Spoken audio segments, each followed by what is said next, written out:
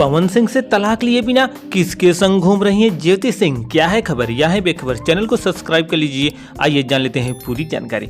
पवन सिंह की दूसरी पत्नी ज्योति सिंह और पवन सिंह का मामला कोर्ट कचहरी का चक्कर लगा रहा है और पवन सिंह की पत्नी देश का चक्कर लगा रही हैं। कभी राजस्थान तो कभी सारनाथ। अपने पोज से अपने फैंस का दिल जीतने की कोशिश करती रहती हैं, लेकिन पवन सिंह के फैन तो ठहरे पवन भैया के दीवाने, वे कहाँ मानने वाले।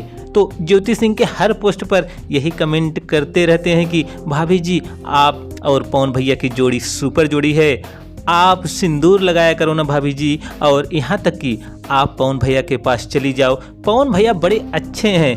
अब ज्योति सिंह ही जाने कि पवन सिंह के पास जाना है या नहीं, लेकिन ज्योति सिंह और पवन सिंह के फैंस ये जरूर जानना चाहते हैं कि पवन सिंह की वाइफ के साथ एक कौन शख्स है जो ज्योति सिंह से इतना करीब है। तो इसका उत्तर भी ज्योति सिंह ने दे ही दिया। ये कोई और नहीं बल्कि उनका ही भाई है, और ज्योति सिंह ने लिखा है भी कि भाई जैसा कोई नहीं। तो दोस्तों जानकारी अच्छी लगी तो लाइक करिए, चैनल को सब्सक्राइब करिए, करिए इंतजार, क्योंकि हमें भोजपुरिया